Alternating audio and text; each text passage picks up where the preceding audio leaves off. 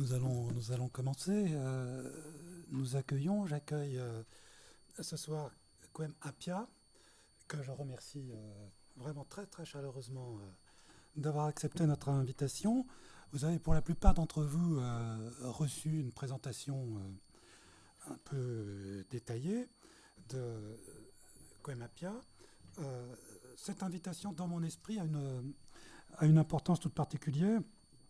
Je rappelle que Kwem Appiah est professeur à Princeton, qu'il a publié une dizaine d'ouvrages, dont pour l'instant 2 sont traduits en français, pour un nouveau cosmopolitisme, et son dernier livre, Le Code d'honneur, qui est paru en traduction française aux éditions Gallimard l'année dernière, en 2012. Je rappelle aussi son livre plus ancien, qu'on a beaucoup utilisé ici, paru, je crois, à Princeton en 2005, L'éthique de l'identité, que j'avais rencontré en écrivant ce livre-là, où j'avais salué, dans le livre d'Appiah sur l'éthique de l'identité, la volonté de se réinscrire de façon non dogmatique dans la tradition de l'humanisme et des Lumières, projet que je partage entièrement, donc j'avais trouvé ça extrêmement sympathique. Alors nous vous accueillons dans un séminaire qui a pour thème ce semestre une interrogation sur l'idée de justice ethnoculturelle, je reprends le terme Akimlika, et donc je rassemble en très peu de mots ce qui m'avait frappé de ce point de vue dans votre livre sur l'identité, et puis qui s'est poursuivi dans celui que vous avez consacré au cosmopolitisme. D'une part, vous récusez toute théorie du sujet de type monologique, une construction entièrement monologique de la subjectivité, ce que là aussi je partage. D'autre part, vous rejetez aussi, je pense, non pas le multiculturalisme comme tel, vous ne rejetez pas le multiculturalisme en tant que tel, mais je ne sais pas si vous accepteriez d'appeler cela comme ça, une sorte de multiculturalisme standard, où seule l'insertion du sujet dans des récits collectifs ou communautaires qui préexistent à sa volonté déciderait de ce qu'il doit être. Donc je crois que c'est ça que vous contestez. À partir de là, contre ces deux façons de concevoir la construction de l'identité, eh bien, vous défendez un modèle dans votre livre sur l'identité, dans votre éthique de l'identité, un modèle pour lequel l'écriture sociale ou collective pour chacun de son existence, de sa vie, n'épuise pas le choix moral, le choix au fond moral ou au fond éthique que chacun doit faire de lui-même à travers un processus ou une dimension d'auto-création. Alors, dans le livre sur le cosmopolitisme, vous avez ensuite repris cette discussion avec le multiculturalisme sous un autre angle, qui n'est plus exactement celui du livre sur l'identité. L'angle, c'est cette fois non plus la création du sujet par lui-même, mais c'est plutôt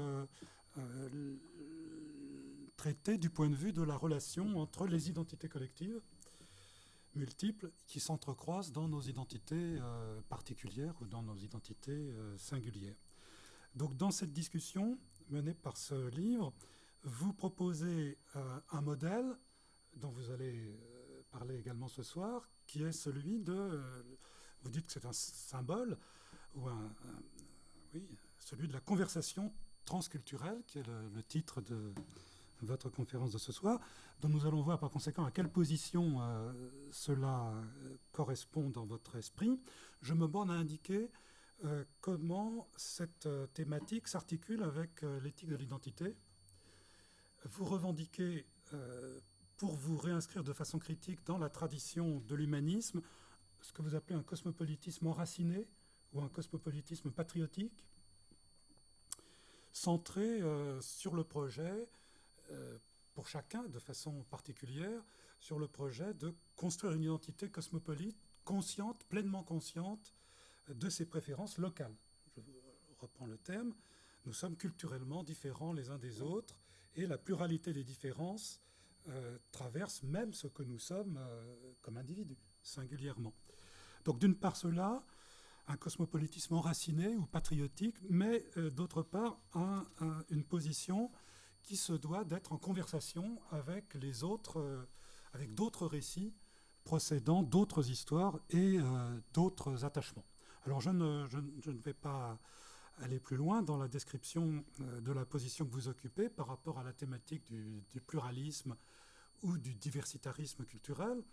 Vous avez choisi d'aborder ce soir ce modèle de la conversation entre les cultures à partir de son application aux désaccords moraux et c'est le thème, le fil conducteur de votre conférence, au relativisme.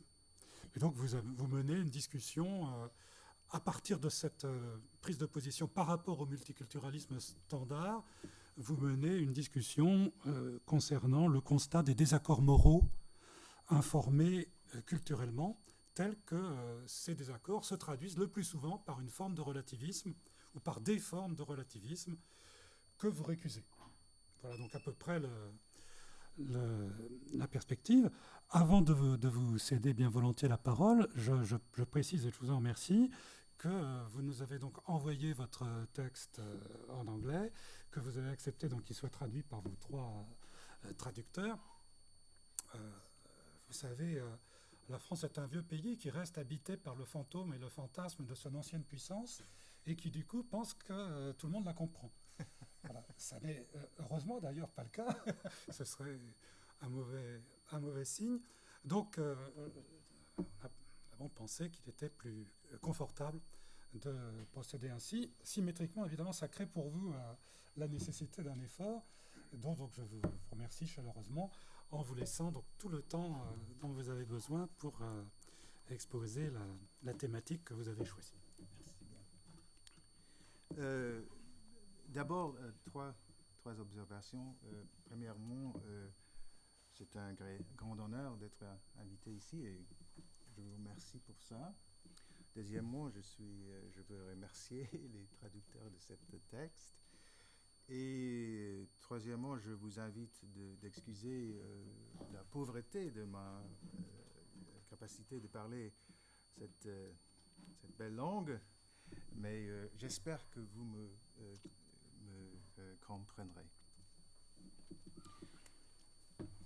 Si nous voulons partager un monde de manière pacifique, au-delà des frontières des États et des groupes sociaux, plusieurs d'entre nous devront s'engager dans un dialogue transculturel. Cela peut sembler évident. Or, dès que nous réfléchissons à la nature des conversations ordinaires que nous entretenons avec notre famille et nos amis, nous voyons que cela est de fait loin d'être évident. Tout d'abord, une conversation est une activité dans laquelle nous nous engageons pour elle-même, alors que nos engagements transculturels ont souvent des buts pratiques, un accord commercial, un traité, un cessez-le-feu. Nous ne conversons pas afin de convertir les autres, même si nous argumentons parfois de manière passionnée. Le modèle approprié d'une discussion qui vise une conversion est le sermon ou la leçon. Et faire la leçon aux autres sociétés, loin de faciliter la coexistence pacifique, la menace probablement. La conversation ne vise donc pas à parvenir à l'entente, et employer la métaphore de la conversation transculturelle n'est pas une exhortation à la recherche d'entente. Nous ne conversons pas non plus afin d'établir ou de maintenir des liens avec nos interlocuteurs. Bien entendu, une conversation suffisamment longue rendra ces deux choses possibles. Mais elle ne les rendra possibles que si on ne les conçoit pas comme étant ses objectifs. La conversation est une manière d'être avec les autres qui n'a pas d'autre objectif que les récompenses de l'être ensemble. Elle est le reflet de notre besoin profond de sociabilité. Il n'a aucun but, ou du moins aucun but externe. Elle est semblable à un art, qui peut être lié à toutes sortes de programmes. Or, y répondre comme on répond à un art, c'est lui attribuer une valeur indépendamment de ses programmes. Pensez par exemple aux conversations sans fin sur la partie de foot d'hier soir qui se déroule dans les dizaines de milliers de bars partout en Europe. Quelqu'un qui vous dirait « Je suis ici pour nouer des amitiés en vous parlant de foot » vous paraîtra non seulement étrange, mais Cette information vous distraira de la conversation sur la partie de foot qu'il essaye d'entamer. De plus, les personnes qui sont en conversation régulière les unes avec les autres peuvent ou peuvent ne pas en savoir beaucoup au sujet de la vie de chacun d'entre eux. Les conversations sur le foot, du moins celles qui se déroulent entre hommes, ont peu de chances de se transformer en questionnements philosophiques, politiques ou religieux profonds. Vos amis avec lesquels vous discutez de foot peuvent ne pas savoir que vous vivez présentement un moment difficile avec votre famille ou au travail.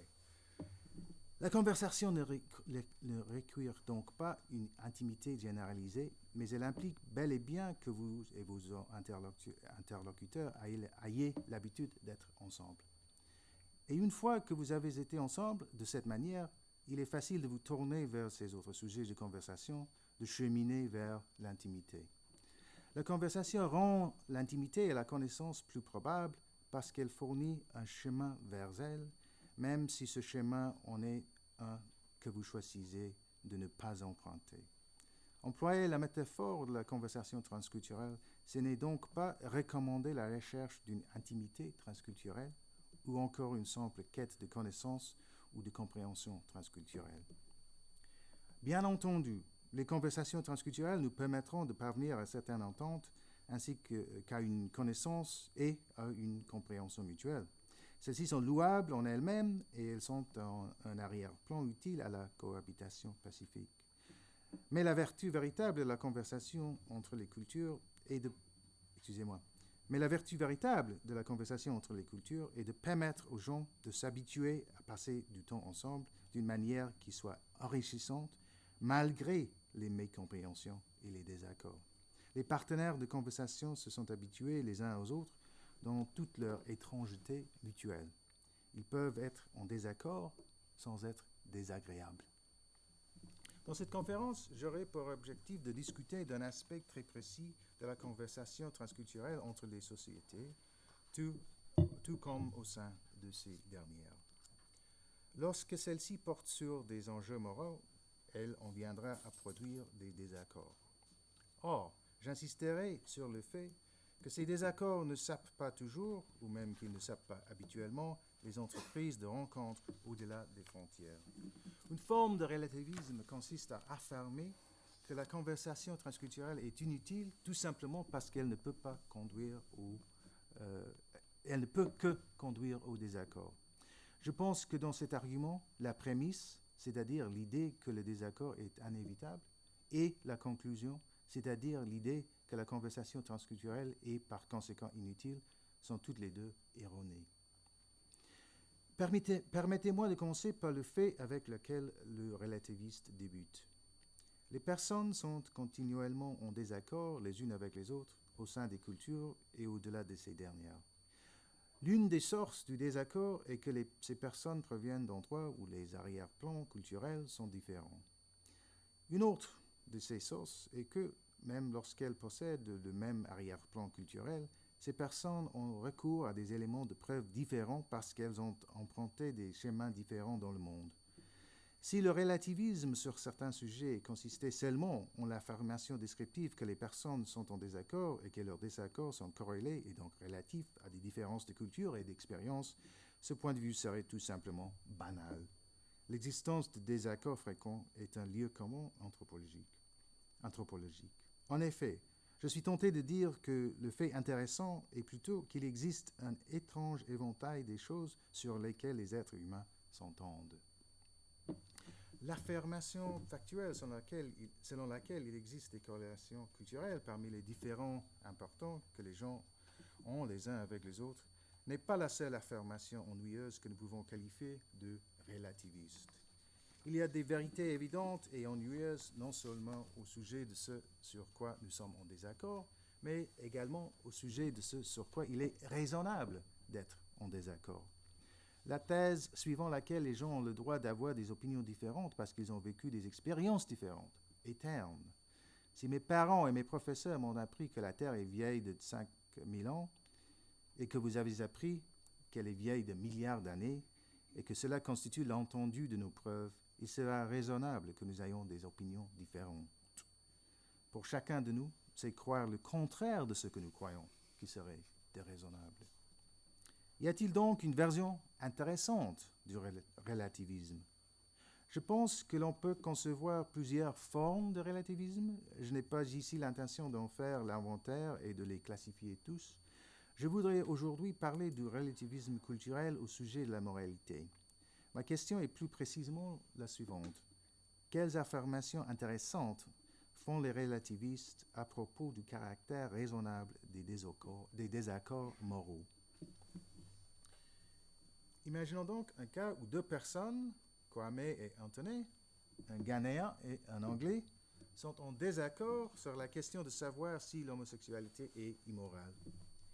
Il s'agit du genre de cas dans lequel ceux qui se disent relativistes suggèrent souvent que les options de Kwame et d'Anthony sont différentes et qu'elles dépendent des différents cadres moraux propres à leur culture. De manière descriptive, on peut dire qu'il est possible que chacun soit de cet avis parce qu'il s'agit de la vie habituelle là où il a grandi. Jusqu'ici, rien de bien intéressant. Qu'est-ce que le relativisme a alors à offrir? L'une des possibilités est simplement d'affirmer que chacun d'eux a raison si l'on se fie aux normes de sa culture. Ainsi, lorsque Kwame dit l'homosexualité est immorale et qu'Anthony dit non, elle ne l'est pas, chacun d'entre eux dirait quelque chose de vrai. Ceci paraît être une contradiction pure et simple, et nous pourrions donc tout d'abord être tentés d'offrir la position de repli suivante aux relativistes. Ne veux-tu pas dire que chacun dit quelque chose qui est vrai pour lui? Puisque vrai pour Kwame et vrai pour Anthony sont des propriétés différentes, dire que la proposition l'homosexualité est morale est vrai pour Kwame, mais pas vrai pour Anthony, n'est pas contradictoire à première vue. Pour donner un sens à cette proposition, toutefois, vous devrez savoir comment interpréter le discours au sujet des choses qui sont vraies pour X ou vraies pour Y. Plus précisément, vous devrez savoir quel est le lien entre le fait pour une chose d'être vrai pour quelqu'un et la fait pour cette même chose d'être tout simplement vrai. On peut supposer qu'aux yeux de A, il ne pourra y avoir de différence entre le fait d'être vrai pour A et le fait d'être vrai tout court. L'écart entre la vérité et la vérité pour X ne surgit que dans d'autres perspectives. Je peux voir une différence entre le fait d'être vrai pour vous et le fait d'être tout simplement vrai. Mais de votre point de vue, la différence disparaît, même si vous serez bien entendu capable de faire la différence entre ce qui est vrai, ou de manière équivalente pour vous, vrai pour vous, et ce qui est vrai pour moi. Cette solution sera pourtant confrontée à une difficulté importante lorsque le jugement que nous considérons est, comme dans l'exemple de Kwame et Anthony, un jugement moral. Penser que l'homosexualité est quelque chose d'immoral, c'est entre autres penser qu'il serait mieux pour chacun de ne pas commettre d'actes homosexuels et mieux pour chacun non seulement d'éviter de tels actes, mais également de croire qu'ils sont immoraux. C'est là la signification pratique de l'idée selon laquelle les jugements moraux sont, pour reprendre les termes de Kant, universalisables. Toute chose étant égale par ailleurs, l'immoralité des actes homosexuels me donne des raisons d'essayer de vous convaincre de vous abstenir de commettre de tels actes si vous y êtes enclin. J'aurai également des raisons de tenter de vous convaincre non seulement qu'il faut vous abstenir de tels actes, mais également de juger qu'ils sont immoraux. Or, si tel est le cas, vous aurez des raisons de vous abstenir d'avoir des relations homosexuelles, mais également de convaincre les autres qu'ils devraient eux aussi s'en abstenir et les juger immoraux. Vous serez également enclin à convaincre les autres que ces actes sont immoraux. Ainsi, s'il est vrai pour moi que cet acte est immoral, j'aurai des raisons de vouloir que cela soit vrai pour vous. Et j'aurai des raisons non seulement de tenter de vous empêcher d'agir en fonction de votre croyance selon laquelle les actes homosexuels sont moralement acceptables, mais aussi de vous empêcher d'avoir cette croyance tout court.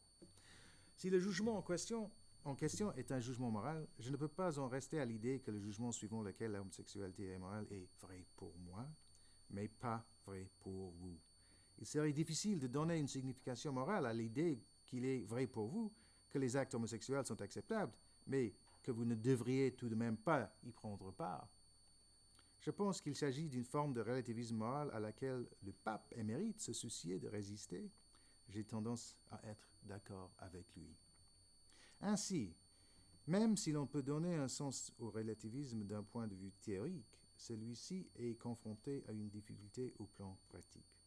Si je pense qu'une affirmation morale qui est vraie pour moi est fausse pour vous, le fait qu'elle soit fausse pour vous ne m'empêchera pas d'être convaincu que vous devriez agir comme si elle était vraie, et non seulement vraie pour moi, mais vraie pour vous également. Ce genre de relativisme ne me donne aucune raison de vivre tout en laissant les autres vivre en paix. Aucune raison d'accepter que vous puissiez vivre selon une norme quelconque et moi selon une autre. Bien sûr, il y a sans doute des revendications morales qui portent en elles une relativité que nous pouvons accepter. Anthony peut penser qu'en ce qui concerne les relations sexuelles, les gens devraient agir selon leur conscience. Il pensera alors que Kwame doit éviter de commettre des actes homosexuels simplement parce que sa conscience lui dit, à tort, que ces actes sont immoraux. Mais il ne croira pas qu'il est vrai pour Kwame que les actes homosexuels sont immoraux. Les actes homosexuels ne seront pas immoraux, même si, en un certain sens, ils sont mauvais pour Kwame et pour tous ceux qui ont une conscience qui leur dit qu'ils sont immoraux.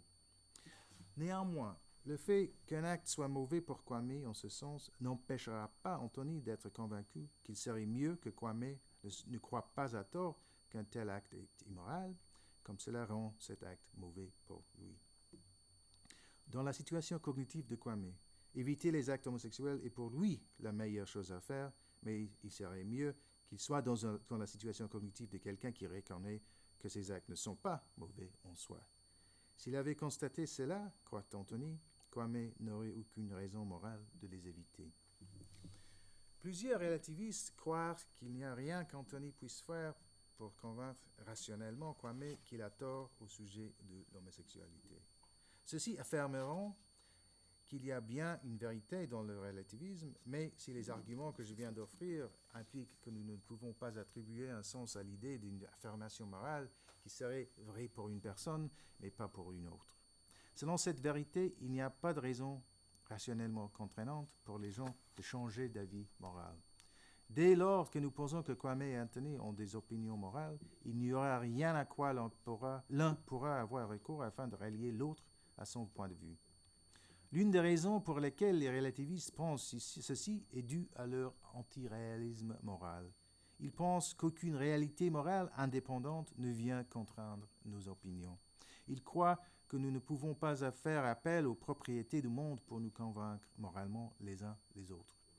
L'engagement de certains relativistes en faveur d'une invasion du prescriptivisme est une autre raison qui les mène à penser cela.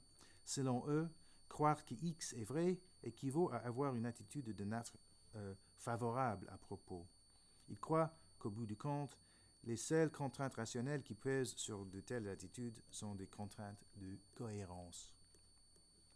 Je suis d'accord pour affirmer que ce que nous devrions dire à propos de telles affirmations n'est pas évident. Mais ces affirmations m'apparaissent essentiellement comme des arguments qui vont de prémices portant sur la manière dont sont les choses, au niveau des faits métaphysiques et psychologiques, vers des conclusions sur la manière dont les choses devraient être. Je partage la croyance de David Hume selon laquelle nous devrions être prudents lorsque nous observons de tels glissements de l'être métaphysique ou devoir-être moral. Et je suggère que nous commencions plutôt par une prémisse morale, celle selon laquelle il est mieux de considérer que les croyances morales de chacun sont rationnellement justifiables. En effet, considérer les opinions morales d'une personne comme de simples faits les décrivant, comme des faits qui ne sont pas fondés en raison, équivaut à manquer de respect entre eux. Si vous pensez cela, alors l'affirmation relativiste suivant laquelle nous ne pouvons évaluer les croyances morales qu'à partir des cadres communs vous conduira à vous demander si vous pouvez traiter les personnes qui proviennent d'autres cultures avec respect. Il semble qu'un tel relativisme ne mènera pas à la tolérance, au contraire de ce que les relativistes affirment parfois, mais au mépris.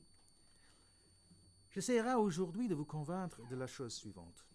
Même si le type de relativisme selon lequel les désaccords moraux entre les cultures sont parfois rationnellement insolubles est vrai, même si c'est vrai, celui-ci n'annule pas l'utilité pratique de discuter d'enjeux normatifs avec des personnes provenant d'autres cultures.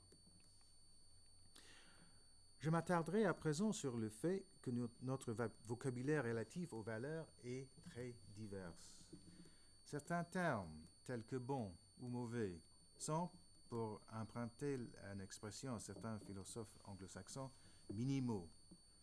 Ils expriment l'approbation ou la désapprobation, mais leur application est, en dehors de cela, assez libre de toute contrainte. On peut dire de la bonne terre, un bon argument, un homme bon. Une grande part de notre langage évaluatif, cependant, est bien plus maximaliste. Pour pouvoir appliquer le concept d'impolitesse, par exemple, il faut considérer l'acte ainsi critiqué comme une entorse aux bonnes manières ou un manque de considération normalement attendu envers les sentiments des autres. Les concepts minimaux apparaissent comme universaux. Nous ne sommes pas les seuls à disposer des concepts du juste et de l'injuste, du bien et du mal. Toutes les sociétés ont des termes qui correspondent à ces concepts minimaux. Même des concepts plus maximaux, tels que l'impolitesse, sont être répandus. Mais certains concepts, encore plus denses, sont caractéristiques de certaines sociétés en particulier. Prenons un exemple. Partout dans le monde, les gens ont une conception de la responsabilité d'un parent à l'égard de ses propres enfants. Mais qui sont ses propres enfants? J'ai grandi dans deux sociétés qui concevaient la famille de manière assez différente. Parce que ces sociétés, la société Akan au Ghana et le monde britannique du côté de ma mère, ont été en contact l'une avec l'autre des siècles durant, ces différences se sont estompées. Mais il reste encore des distinctions importantes de l'un à l'autre. Considérons donc l'idée akanienne d'Abusian, un groupe de personnes liées par une ascendance commune qui entretiennent des relations d'amour et d'obligation les uns envers les autres.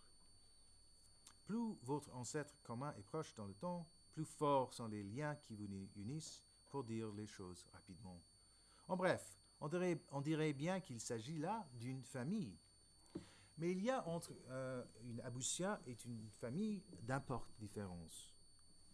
L'appartenance à une Abussia ne dépend que de l'identité de votre mère. Votre père n'est pas pris en compte. Si vous êtes une femme, alors, vos enfants sont dans votre Abussia, ainsi que les descendants de vos filles et leurs filles, ainsi de suite jusqu'à la fin des temps. L'appartenance à l'Abussia est transmise de la même façon que le génome mitochondrial, qui ne se transmet que par la mère. J'appartiens donc à la même Abussia que les enfants de ma sœur, mais pas la même que celle des enfants de mon frère. Et puisque je ne suis pas lié à mon père par une femme, il n'est pas même membre de mon Abussia non plus. La conception akanienne de la famille est une conception que les anthropologues qualifient de matrilinéaire.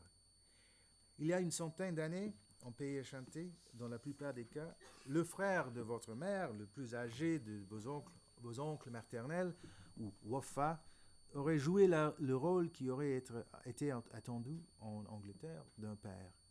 Il avait alors la charge, avec la mère de l'enfant, de s'assurer que les enfants de sa sœur étaient nourris, vêtus et éduqués. Beaucoup de femmes mariées vivaient chez leurs frères et rendaient régulièrement visite à leurs maris. Les hommes s'intéressaient à leurs enfants, bien sûr, mais les obligations envers eux étaient relativement moins exigeantes, plutôt comme un oncle anglais, disons. Ce sont là différentes manières d'organiser la vie familiale. Lequel de ces modèles fait son pour vous? Cela dépendra pour une grande part des conceptions et expériences grâce auxquelles et par laquelle vous avez grandi. tant qu'une société a une manière d'assigner les responsabilités relatives aux enfants qui fonctionne. Il serait étrange de dire qu'il y a une bonne manière de faire et que toutes les autres manières de faire sont mauvaises. La plupart des Américains pensent, et avec raison, qu'un père coupable de ne pas verser de pension alimentaire à ses enfants commet un acte qui n'est pas seulement illégal, mais aussi moralement mauvais. Beaucoup d'Acadiennes ressentiraient la même chose à propos d'un WOFA défaillant. Une fois que vous comprenez les deux systèmes, il est probable que vous approuviez ces deux jugements. Et ce ne sera pas parce que vous avez entre-temps abandonné quoi que ce soit de vos engagements moraux fondamentaux. L'idée d'être bon parent est l'illustration parfaite de valeurs minimales et universelles. Mais l'expression même de ces valeurs est très spécifique, enchevêtrée de manière étroite avec les coutumes locales ainsi qu'avec les attentes et faits relatifs aux dispositions sociales. Des désaccords tels que ceux-ci, portant sur la question de savoir qui a la responsabilité première du bien-être des enfants, correspondent à l'idée que chaque société peut reconnaître les raisons qu'une autre société a d'agir comme elle fait. D'autres valeurs locales, cependant, auraient du mal à correspondre à quoi que ce soit que les Américains puissent, ou les Français, puissent reconnaître. Mon père, par exemple, ne mangeait jamais d'animaux tués dans la forêt. Il nous avait dit qu'il avait mangé du gibier une fois par accident dans la forêt en Angleterre et qu'il avait alors eu une éruption cutanée. Pourtant, si vous lui aviez demandé pourquoi il ne mangeait pas de viande d'animaux de la brousse, il n'aurait pas mentionné du tout d'allergie. Il vous aurait dit, si toutefois il avait pensé que ça le regardait, que c'était Achiwadie pour lui, parce qu'il appartenait au clan Bouchkar de la vache de la brousse. Étymologiquement, Achiwadie veut dire quelque chose comme une chose à laquelle tu tournes le dos. Et si l'on devait en proposer une traduction, l'on suggérait sans doute tabou, qui a été intégré à la langue anglaise et française, mais qui provient d'une langue polynésienne, désignant les choses que les personnes de certains groupes évitaient à tout prix. En anglais ghanéen, on traduit aussi Achiwadia par tabou. Soyons clairs, je ne veux pas dire ici que ceux qui ne sont pas acadiens ne peuvent pas apprendre ce que Achiwadia signifie. J'espère que vous comprenez à peu près son sens à partir du peu que j'ai déjà dit. Si vous lisez un peu d'anthropologie acadienne, vous en saurez bientôt assez pour saisir le concept plus pleinement encore. Mais pour autant, même à ce moment-là, il est peu probable que cette idée joue quelque rôle que ce soit dans votre façon de penser au quotidien. Vous évitez sans aucun doute des actes que vous pourriez plus ou moins appeler des tabous, comme l'inceste par exemple. Mais vous ne pensez sûrement pas que l'inceste doit être évité parce que c'est tabou, mais bien plutôt que c'est une pratique taboue parce que l'on peut citer de bonnes raisons de ne pas s'y livrer. J'ai délibérément évité de recourir au mot moral pour qualifier ces tabous. Ce sont là des valeurs. Les tabous guident les actes, les pensées, les sentiments. Pourtant, ce ne sont pas ce que nous pourrions considérer comme des valeurs morales pour au moins 3 raisons. Premièrement, ils ne s'appliquent pas toujours à tout le monde. Ce sont seulement les membres du clan de la vache de la brousse qui ont l'obligation de ne pas manger d'animaux de la brousse. Deuxièmement, ceux qui brisent les tabous sont souillés, et c'est même si leur acte est accidentel, tandis que pour une offense à la morale, l'absence d'intention de nuire compte comme un élément important de défense. Cela n'a rien amélioré au sort d'Édipe qu'il ait brisé le tabou de l'inceste sans le savoir. Une dernière différence entre les tabous et l'exigence morale réside dans le fait que briser un tabou suit avant tout la personne qui a agi, vous-même. Les tabous ne sont pas fondamentalement liés à la façon dont vous traitez les autres, ils dictent comment vous devez vous maintenir rituellement pur. Les tabous sont enchevêtrés de manière étroite dans toutes sortes de coutumes et de croyances factuelles y compris l'existence d'ancêtres et de divinités faisant l'objet de sanctuaires. Et l'une des manières de répondre à de telles valeurs étrangères est de les congédier aux motifs qu'ils sont irrationnels et primitifs. Mais si c'est ce qu'elles sont, alors le primitif et l'irrationnel s'entendent largement au-delà du Ghana. En effet, ce genre de répugnance est sans aucun doute universel. C'est l'une des raisons pour lesquelles il n'est pas difficile à saisir. Beaucoup d'Américains mangent du porc, mais ne mangeraient pas de chat. Or, il serait difficile de plaider que les chats sont, disons, plus sales ou plus intelligents que les cochons. La plupart des Américains qui mangent de la viande et refusent de manger les chats n'ont pour toute défense que celle de dire que la seule évocation de cette idée elle est remplie de dégoût. Certaines choses ou animaux, si vous les touchez, vous font sentir souillés, sales. Les manger vous donnerait la nausée.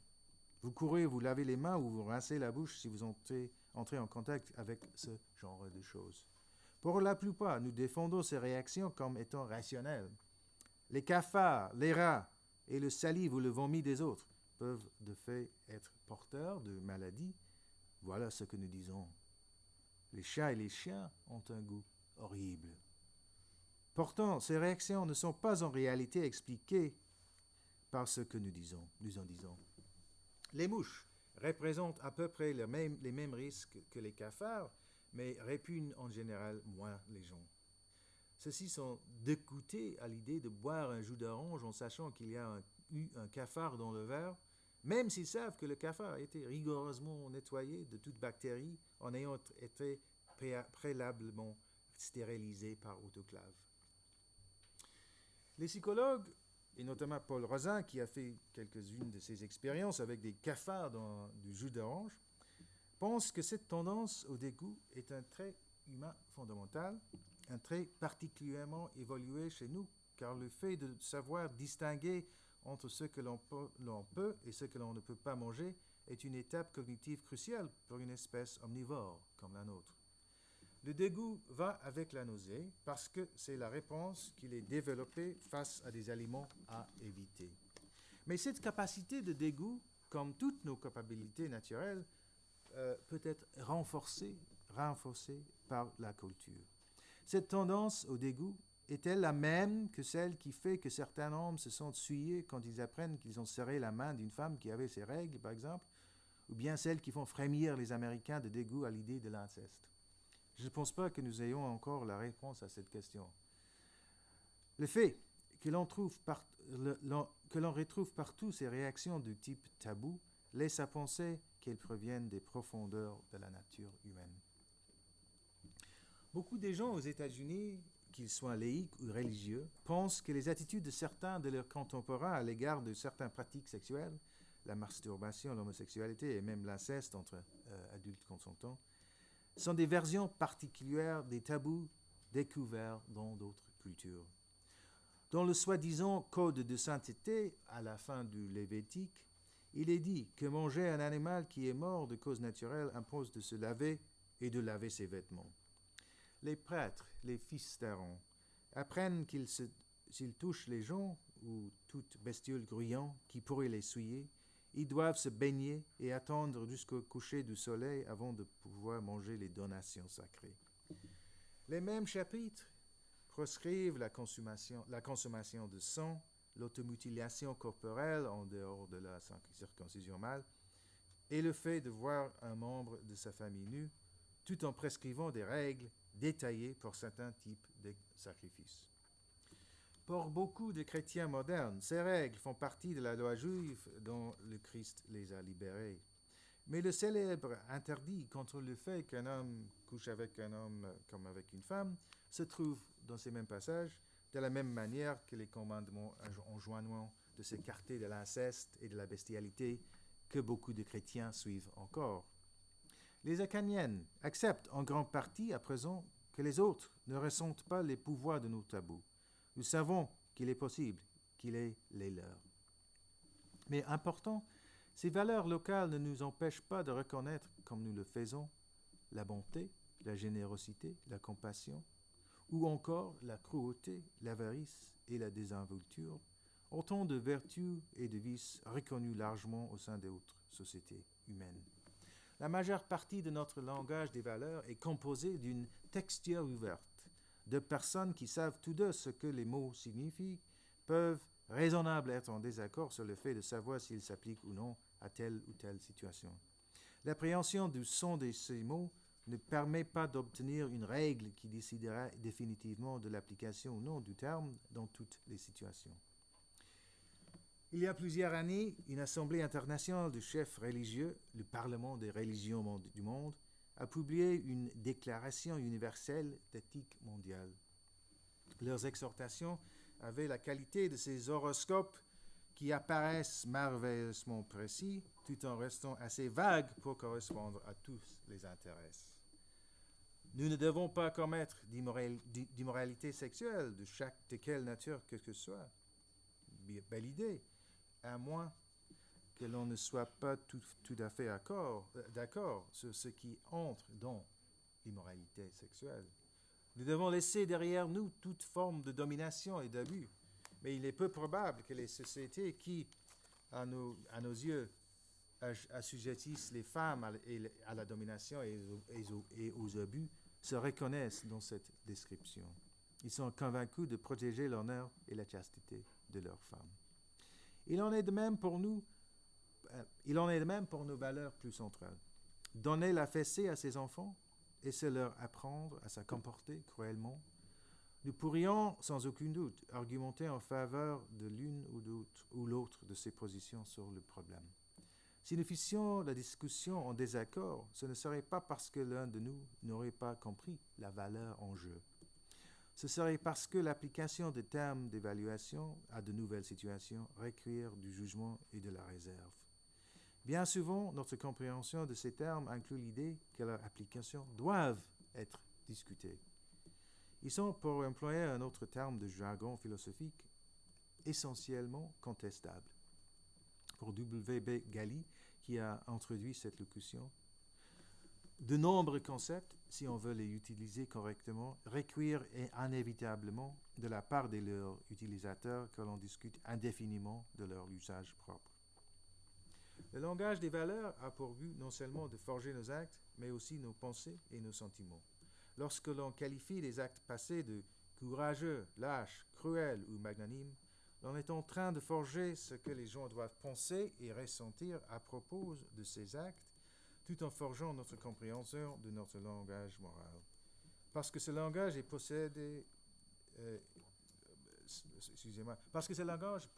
une texture ouverte et essentiellement contestable, même les gens qui partagent le même vocabulaire moral ont beaucoup d'occasions de s'affronter. Il y a encore une troisième manière d'être en désaccord sur des valeurs.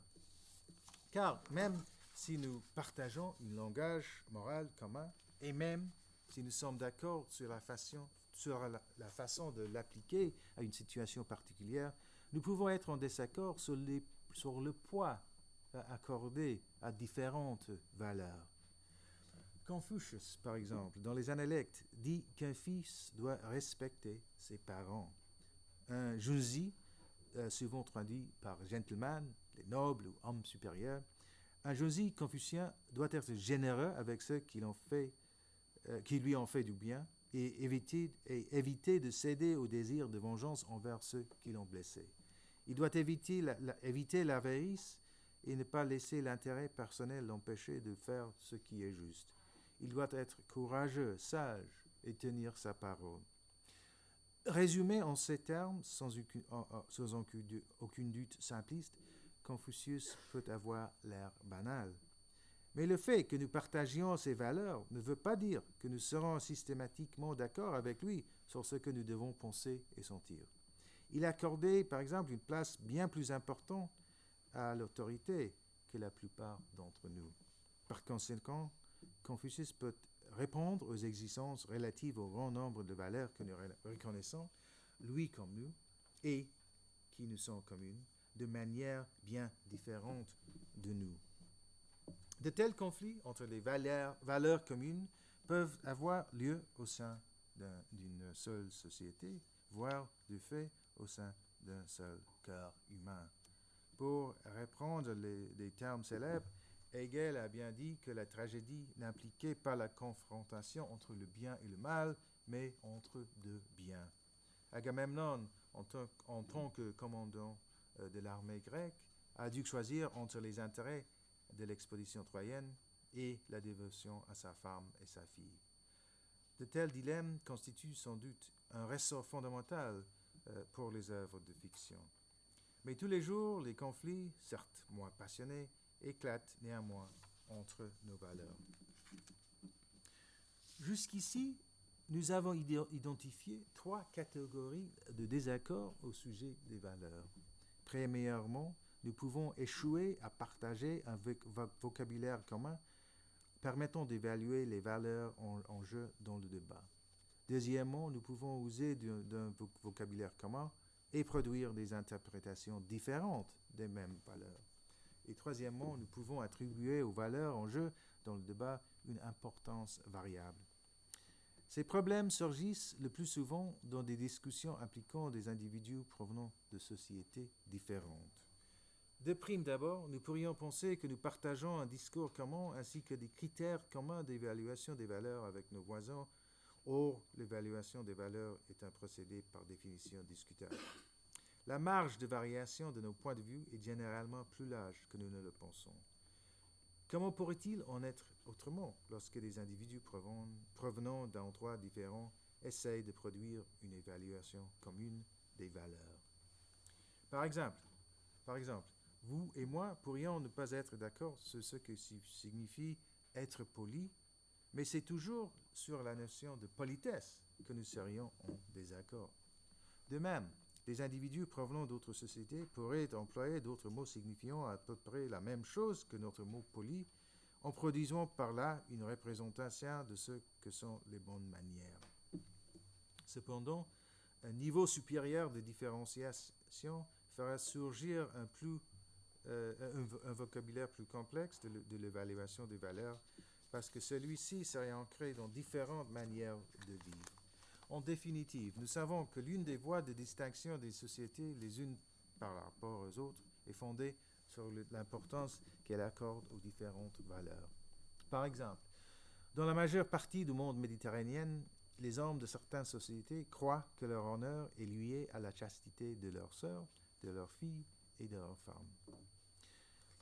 Aux États-Unis aussi, les hommes peuvent ressentir de la honte ou bien éprouver du déshonneur si leur femme ou leur fille est violée.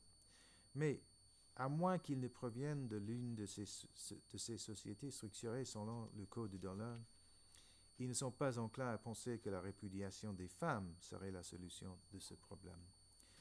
Soulignons aussi que la notion d'honneur familial n'est pas non plus aussi importante pour nous aujourd'hui qu'elle ne l'est ou pas aussi importante qu'elle ne l'a été auparavant pour d'autres sociétés. Nous pourrions donc conclure que les conversations interculturelles au sujet des valeurs sont vouées au désaccord. En effet, nous pourrions craindre qu'elles attissent le conflit sans jamais créer le moindre compréhension partagée des valeurs. Cette conclusion est, je pense, mauvaise pour au moins 2 raisons. Tout d'abord, nous pouvons nous accorder sur ce qu'il faut faire, même lorsque nous ne sommes pas d'accord au sujet des raisons pour lesquelles nous devrions agir ainsi. Ensuite, nous exagérons le rôle de l'argument explicatif aussi bien lorsque nous nous rapprochons d'un consensus sur les valeurs que lorsque nous échouons à définir des points d'accord au sujet des valeurs. Je m'explique. Le peuple des Akans, dont provient mon père, condamne l'inceste entre frères et sœurs, ainsi que l'inceste entre parents et enfants, exactement comme les Achiwadis, les tabous. Vous pouvez penser, comme les Akans, que l'inceste est condamnable, même si vous n'acceptez pas leur explication des raisons pour lesquelles l'inceste est incondamnable. De même, si j'estime juste de dissuader les autres, du vol, je ne me soucierai pas de savoir si une personne rejette l'idée de vol parce qu'il croit en la règle d'or ou bien de savoir si une autre personne l'exclut pour des raisons tenant à sa conception de l'intégrité des personnes, et je ne me soucierai pas non plus de savoir si une troisième personne exclut le vol parce qu'elle pense que Dieu en sera courroucé. Le langage des valeurs contribue à produire des réponses communes en termes de représentation, d'action et de sentiment. Toutefois, lorsque le problème est de savoir ce qu'il faut faire, les différences en lesquelles nous croyons et celles que nous éprouvons cessent de fonctionner. Qui, hormis un partisan sous l'emprise d'une théorie terrifiante, insisterait sur la pertinence d'un accord sur les principes produits a priori, c'est-à-dire sur la pertinence d'un accord obtenu avant toute discussion, sur le film à aller voir au cinéma, ou bien sur l'heure de se coucher. Notre existence politique dépend de nos capacités à nous mettre d'accord sur nos pratiques, même lorsque nous ne sommes pas d'accord sur leur justification. Si pendant des années, dans l'Espagne médiévale des morts et plus tard dans l'Empire ottoman du Proche-Orient, les Juifs et les chrétiens de différentes provenances ont vécu sous la loi de l'islam, si ce modus vivendi a été possible, c'est uniquement parce que les communautés ne considéraient pas le fait de se mettre d'accord sur un ensemble de valeurs universelles comme un objectif. De même, en Hollande, au XVIIe siècle, à peu près à l'époque de Rembrandt, lorsque la communauté juive séfarade commençait à s'intégrer de mieux en mieux à la société hollandaise, de nombreux échanges intellectuels et sociaux caractérisaient les relations entre la communauté chrétienne et la communauté juive. La tolérance des chrétiens à l'égard des juifs ne procédait alors d'aucun accord explicite sur les valeurs fondamentales. Ces exemples historiques de tolérance religieuse devraient nous remémorer les données les plus évidentes au sujet de notre société. Nous partageons des institutions et des pratiques sans partager les raisons pour lesquelles ces institutions et ces pratiques qui s'en déduisent sont nécessaires. Par exemple, la plupart des Américains sont très satisfaits d'être gouvernés par la Constitution américaine. Cependant, la Constitution n'exige de personne un accord sur une revendication particulière ou bien sur une valeur dont le contenu serait très spécifique. Le Bill of Rights stipule cela. Le Congrès ne promulgue aucune loi favorisant une religion existante ou aucune loi interdisant la libre pratique de l'une ou l'autre des religions existantes. Si donc nous n'avons pas du tout besoin d'être d'accord sur les contenus des valeurs présupposées en approuvant le premier amendement de la Constitution à propos du traitement politique réservé aux religions, et ce parce que la tolérance des religions est tenue par cet amendement pour une finalité par elle-même? Ou bien s'agit-il d'une adhésion d'inspiration protestante à la souveraineté de la conscience individuelle? Et c'est une mesure de prudence, reconnaissant que le fait d'essayer de contraindre les individus à la conformité religieuse ne mène guère que la discorde civile? Ou bien s'agit-il d'une disposition sceptique du point de vue de laquelle aucune religion ne produit une idée juste de ce qui vaut norme? Faut-il plutôt identifier cette neutralité en termes de volonté de protéger le gouvernement de la religion ou bien la religion du gouvernement? Ou bien est-ce une combinaison de ces objectifs, voire une combinaison de ces objectifs auxquels s'ajouteraient encore d'autres objectifs? On ne sait pas. Le théoricien du droit Cass Sunstein a écrit avec beaucoup d'élégance que l'interprétation américaine de la loi constitutionnelle est un ensemble de ce qu'il nomme les accords incomplètement théorisés. Par exemple, la plupart des personnes reconnaissent que le fait de promulguer des lois interdisant les mosquées serait inapproprié sans qu'intervienne un accord préalable sur les raisons pouvant motiver une telle décision. Plusieurs d'entre nous mentionneraient, à n'en pas douter, afin d'argumenter en ce sens, le premier amendement, même si nous ne sommes pas d'accord sur les valeurs qu'il incarne. D'autres ne fonderaient leur jugement sur aucune loi particulière, mais sur une interprétation, c'est-à-dire sur une interprétation de la démocratie, ou bien sur une référence à l'idée d'égalité des citoyens musulmans, alors que ni l'une ni l'autre de ces interprétations ne fait l'objet d'une mention explicite dans la Constitution. Il n'y a donc pas de réponse pouvant faire consensus et il n'est précisément pas indispensable de produire une réponse agréée par toutes à cette interrogation. Nous pouvons vivre ensemble sans être d'accord sur ce qui sont les valeurs qui font que le vivre ensemble est une bonne chose, et nous pouvons être d'accord sur ce qu'il faut faire dans la plupart des cas sans être d'accord sur les raisons pour lesquelles nos décisions sont justes. Je ne souhaite pas insister davantage sur ce point. Il y a certes des valeurs largement partagées qui aident les Américains à vivre ensemble tout en s'entendant bien. Cependant, nous ne vivons pas ensemble avec succès parce que nous partageons une théorie des valeurs ou bien une histoire susceptible de nous prescrire quelles sont les bonnes valeurs que nous devons prendre en charge dans chacun des cas à trancher. Donc, ce qui rend la conversation interculturelle digne d'intérêt, ce n'est pas notre capacité à produire un accord raisonné au sujet des valeurs. En effet, même s'il est possible que nous modifions nos mentalités, nos échanges au sujet de nos raisons d'agir ainsi plutôt qu'autrement auront rarement quelque effet sur ceux qui ne partagent pas déjà nos jugements fondamentaux d'évaluation et de la pertinence de nos décisions. D'ailleurs, il en va de même pour ce qui est de nos jugements de fait. Ce que je veux dire ici, ce n'est pas qu'il n'y a pas de réalité morale ou factuelle, mais qu'il est très difficile pour nous de l'apercevoir. Au bout du compte, nous produisons rarement des jugements parce que nous avons appliqué des principes bien conçus à un ensemble de faits et ensuite déduit ce qu'il nous fallait en penser. Les justifications de ce que nous avons fait sont habituellement construites après l'événement, car ce sont les rationalisations de ce que nous avons intuitivement décidé. Nous tenons pour juste un bon nombre de nos actions qui nous estimons intuitivement être justes uniquement parce que nous sommes habitués à procéder ainsi. Par exemple, si vous vivez dans une société où les enfants reçoivent la fessée, vous donneriez probablement à vos enfants la fessée. Vous penseriez que c'est un bon moyen de leur apprendre à distinguer le bon du mauvais et, malgré la souffrance passagère que le fait d'être frappé entraînerait, vous penseriez qu'ils gagneraient au change. Vous attireriez l'attention sur l'enfant capricieux en disant à voix basse que ses parents ne savent pas lui imposer la discipline.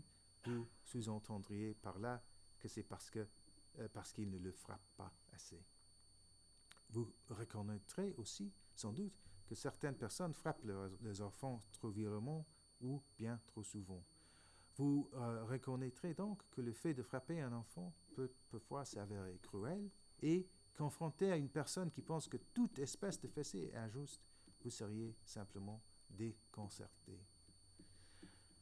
Je ne fais pas l'éloge de cette impasse argumentative. Je ne me réjouis pas des raisonnements insatisfaisants qui caractérisent de fort nombreuses discussions en termes de culture et de fort nombreuses discussions interculturelles. Cependant, la majeure partie de ce que nous faisons, nous ne le faisons que parce que c'est ce que nous faisons en général. Par exemple, vous vous réveillez le matin à 8h30. Pourquoi à cette heure-là? Tout le matin, vous buvez un café et vous mangez des croissants au petit déjeuner. Pourquoi ne consommez-vous pas du porridge? Notre raisonnement normatif, c'est-à-dire l'acte public d'échange de simples justifications, devient pertinent non pas dans le cas où nous suivons le cours normal des choses, mais bien lorsque nous envisageons des changements. En ce qui concerne des changements, ce qui poussera les gens à progresser, ce ne sera pas souvent un argument déduit d'un principe ou d'une longue discussion sur les valeurs, mais uniquement une nouvelle vision graduellement acquise d'interpréter les choses. Il y a seulement quelques générations dans la majeure partie du monde industrialisé, la plupart des gens pensaient que les femmes de la classe moyenne devaient idéalement demeurer des femmes au foyer ou bien des mères. S'il leur restait du temps en dehors de cela, elles pouvaient s'engager dans une action caritative ou bien s'amuser à autre chose. Par exemple, certaines pouvaient se consacrer aux arts, à l'écriture de romans, à la peinture ou bien à la musique, au théâtre ou bien encore à la danse. Cependant, la société leur offrait peu de place au niveau des professions supposant des qualifications, par exemple dans le domaine des professions médicales et juridiques, ainsi que dans le domaine des professions cléricales aux fonctions de prêtre ou de rabbin. Si elles envisageaient des professions académiques, les femmes devaient enseigner uniquement aux jeunes femmes et rester célibataires.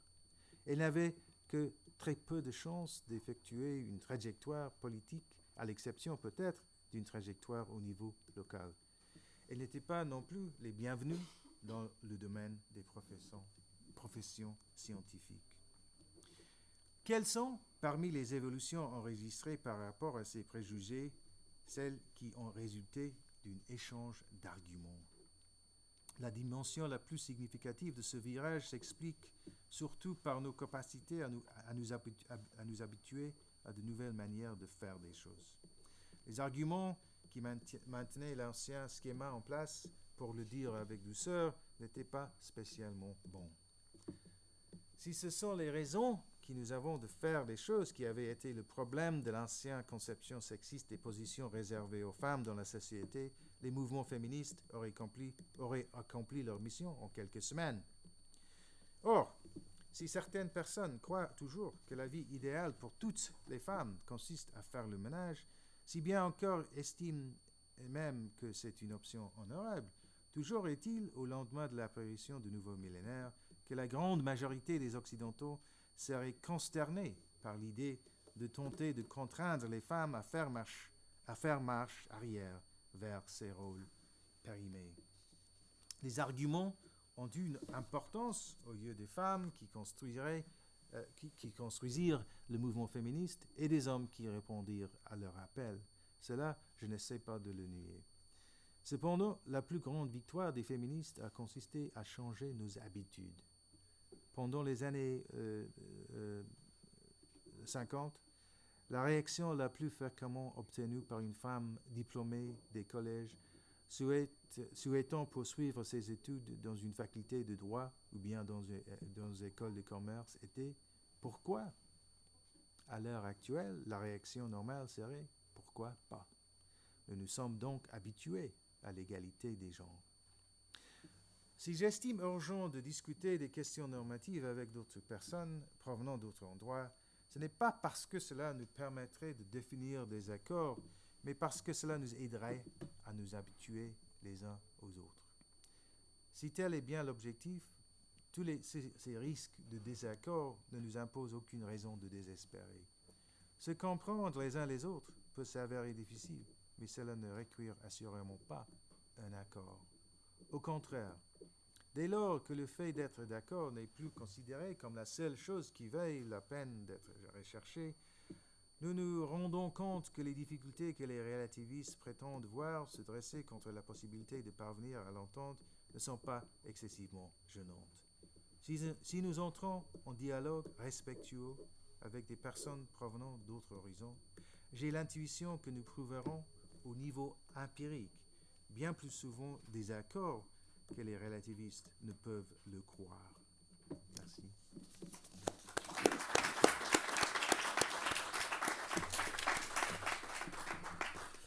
Merci beaucoup pour cet effort dont j'imagine que ça devait être très, très ingrat pour vous.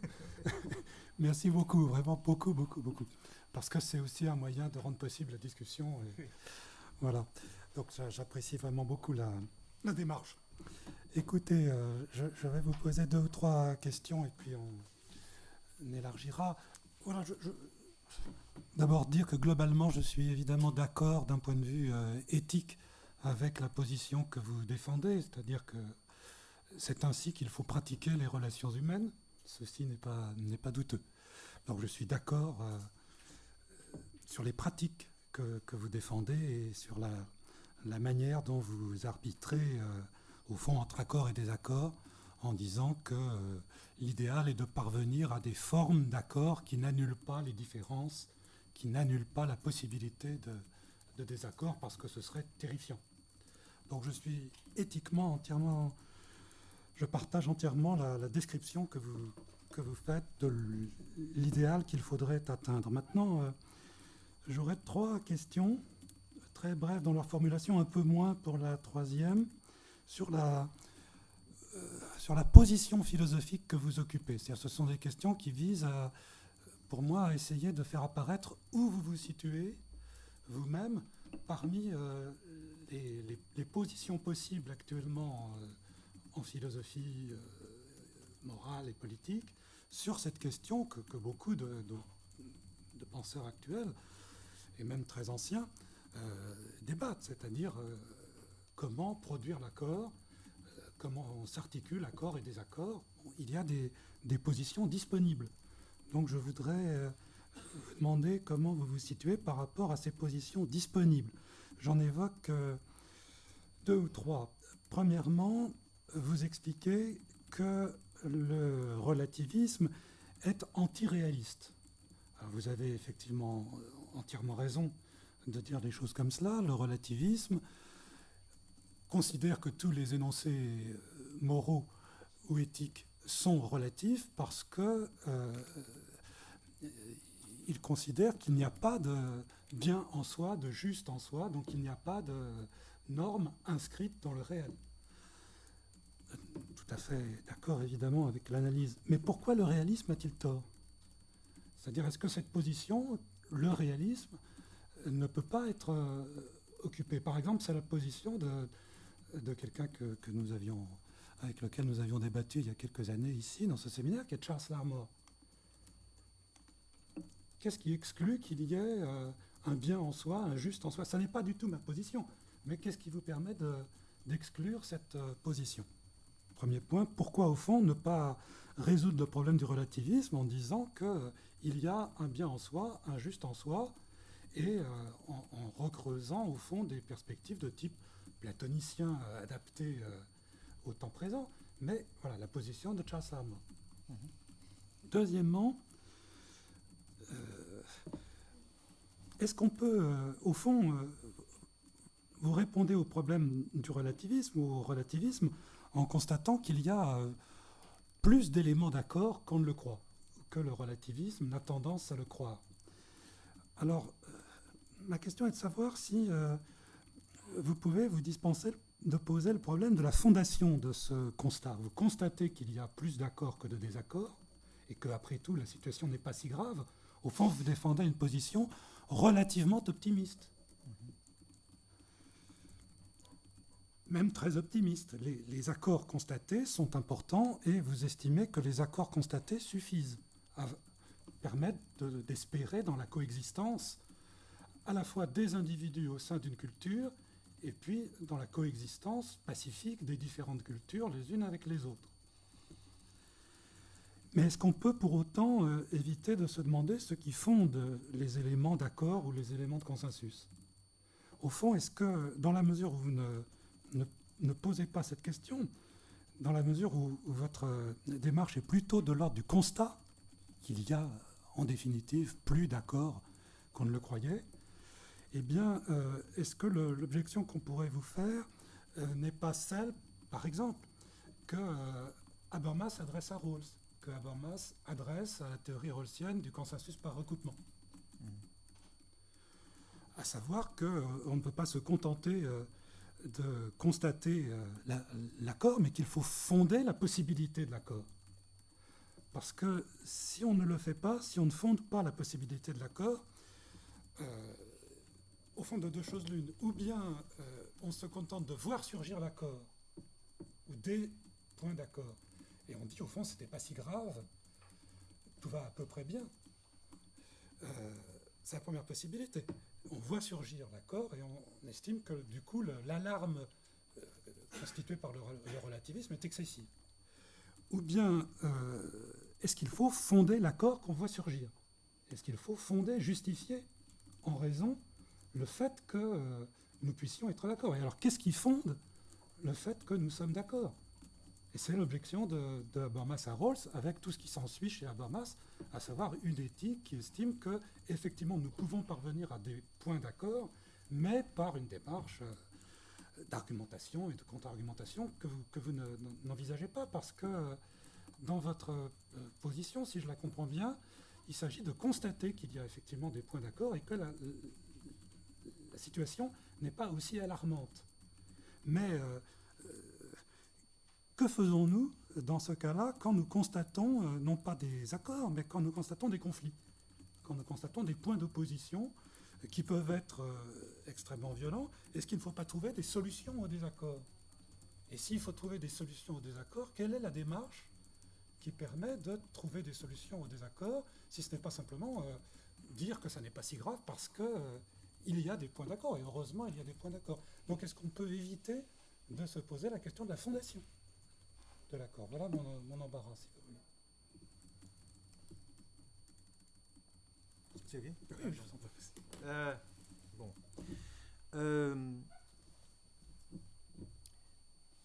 Bon. Aujourd'hui, j'ai essayé de laisser la question du réalisme là et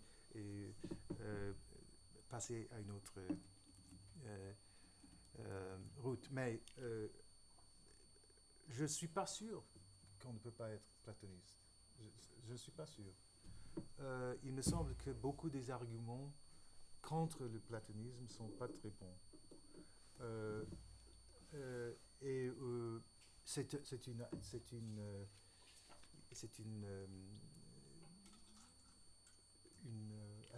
assumption, Une hypothèse, une assumption. Oui, oui, c'est une hypothèse qui a dominé la philosophie européenne après Hume, après David Hume. Mais il ne me semble pas que les arguments sont satisfaisants.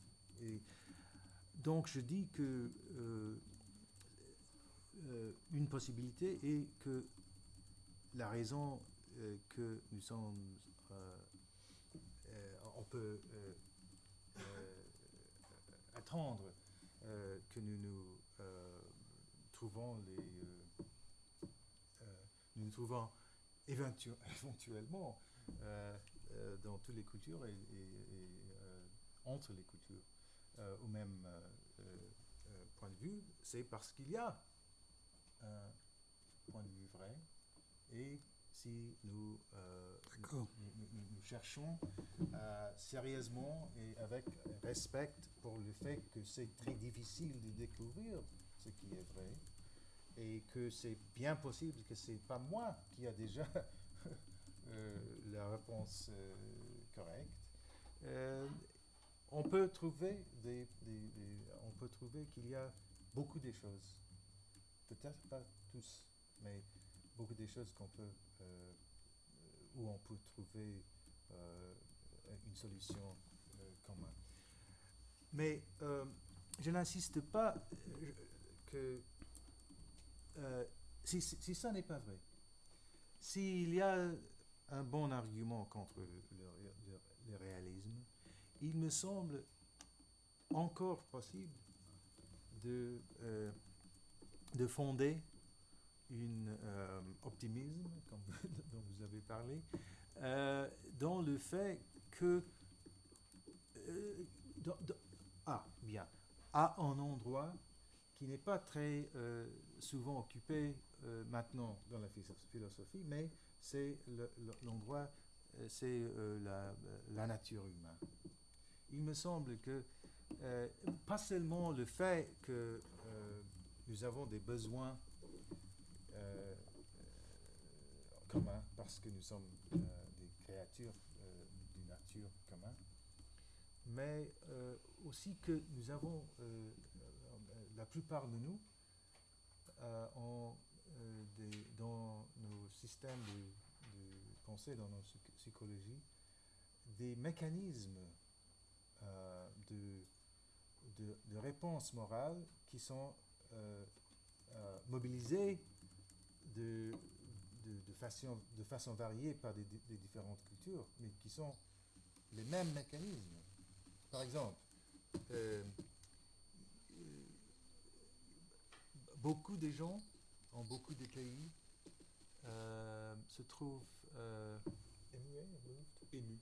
se trouve ému quand il voit quelqu'un qui fait quelque chose qui est extrêmement bon et difficile.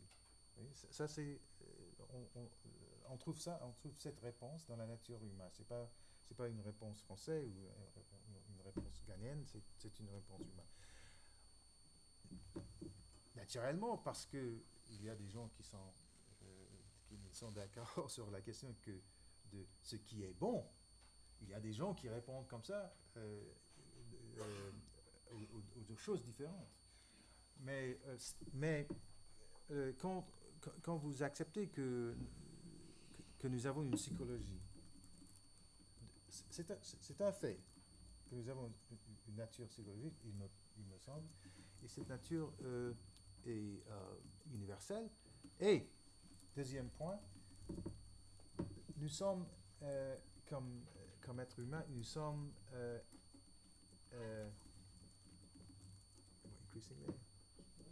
Toujours davantage. Oui, toujours davantage intégrés dans un système mondial qui produit des expériences partagées. Et il me semble que, par exemple, si si quelqu'un vive comme les compagnons d'Achille, cette forme de vie, je n'entends pas que nous sommes d'accord. Mais personne ne vit comme ça maintenant. Et donc, il y a de deux directions factuelles. Une psychologie commune et une situation de plus en plus partagée, qui me semble aussi des raisons pour optimisme. Ah, vous êtes très très optimiste. Mais bon. Mais d'où viennent les désaccords alors dans ce cas-là? Ouais, ça c'est on doit réfléchir sur cette question. C'est une question tout à fait complètement sérieuse, je crois.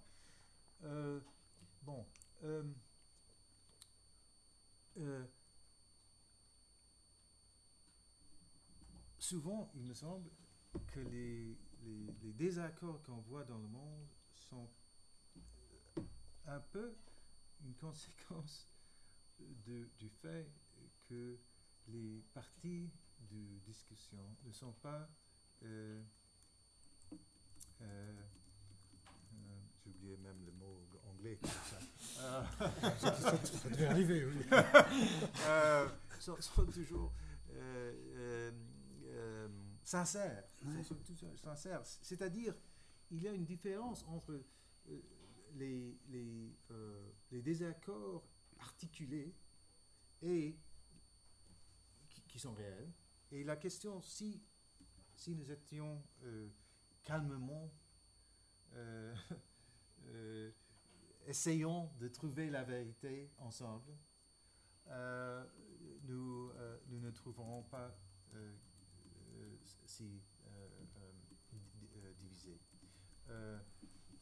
Donc, une source des désaccords est le fait que le débat est construit pas comme une recherche commune de la vérité, mais comme like a boxing match, Complètement comme un match de boxe. comme un match de boxe. Et l'objectif n'est pas de trouver une réponse commune, c'est de gagner. Et si on peut créer un contexte où c'est pas une question de gagner ou perdre, c'est une question de trouver ensemble des possibilités communes.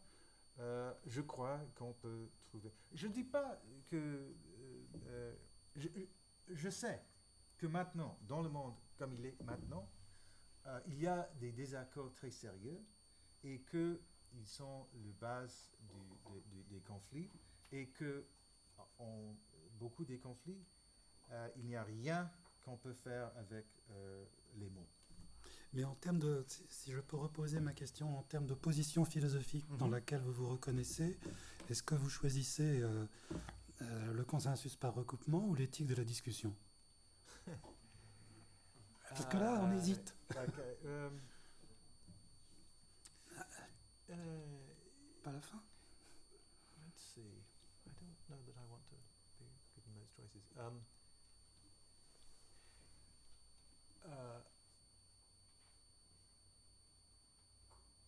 Parce que ça retentit beaucoup sur ce que vous appelez la conversation, Yes. précisément. C'est-à-dire, si c'est un modèle du type consensus par recoupement,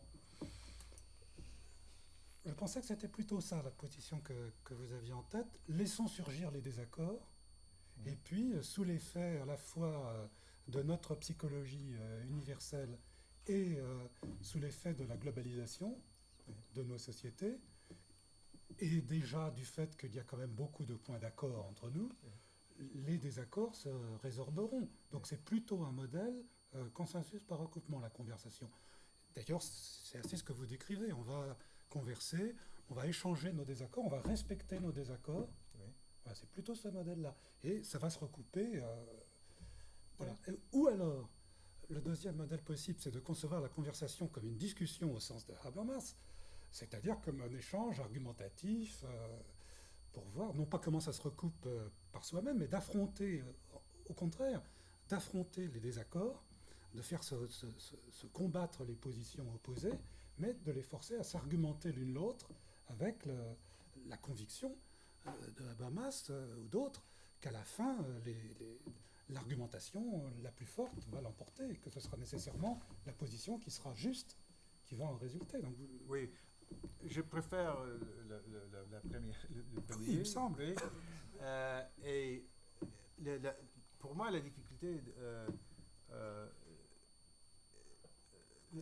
la position d'Habermas, c'est une position dont l'hypothèse est qu'il y a des formes structurelles d'argumentation qui résultent éventuellement avec une solution. Mais il n'a rien à dire sur la question pourquoi ces formes garantissent ce résultat.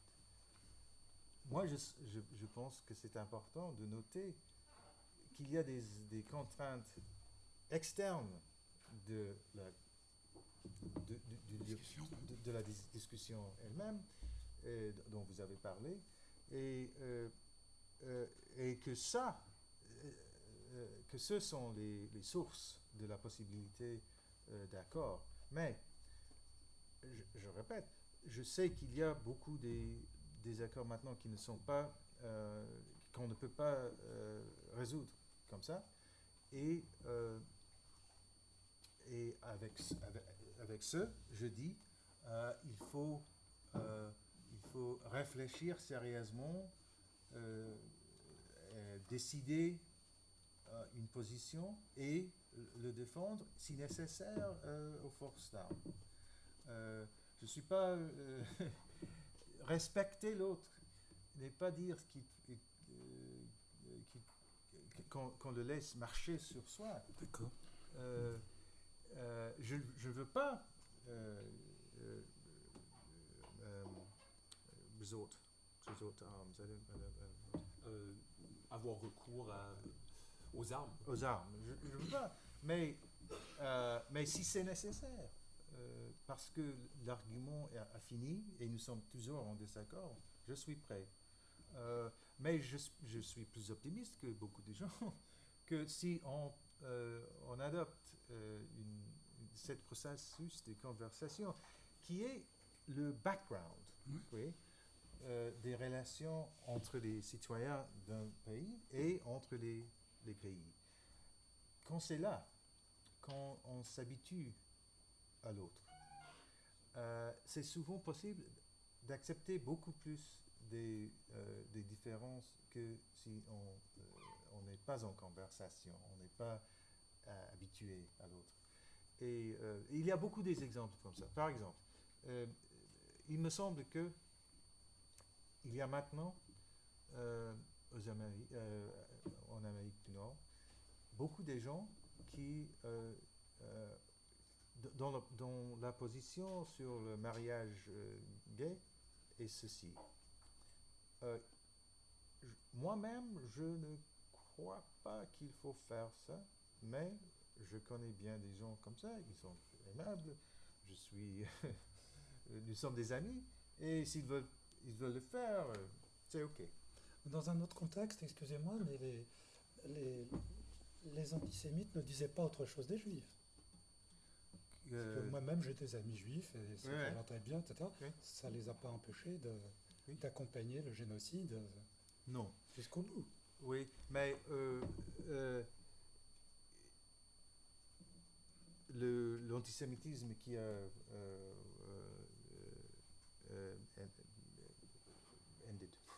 led to Ce à quoi l'antisémitisme a mené.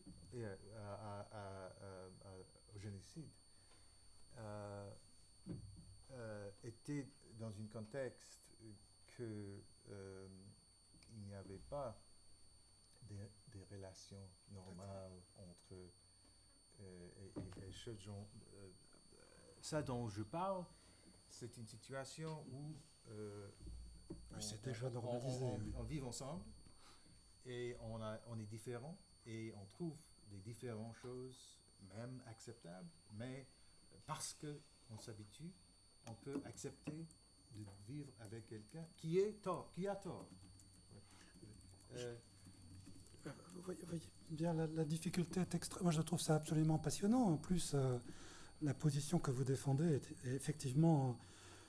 J'essaie de trouver un mot plus fort et plus chaleureux, mais c'est pas simple non plus, et éminemment sympathique. C'est-à-dire, je suis d'accord et sympathise avec cette position. C'est juste que dans les sociétés européennes, les gens avaient vécu pendant des générations avec les juifs parmi eux. C'était normalisé. Ils étaient chaleureux les uns avec les autres, en tout cas avec ce minimum de conversation que vous défendez comme une solution. Et ça n'a pas empêché les choses d'exploser. Et voilà. Donc est-ce que c'est, si vous voulez, est-ce que c'est pas une solution extrêmement, alors à la fois optimiste et fragile?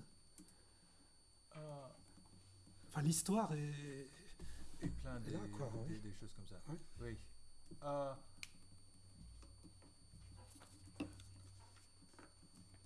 Bon.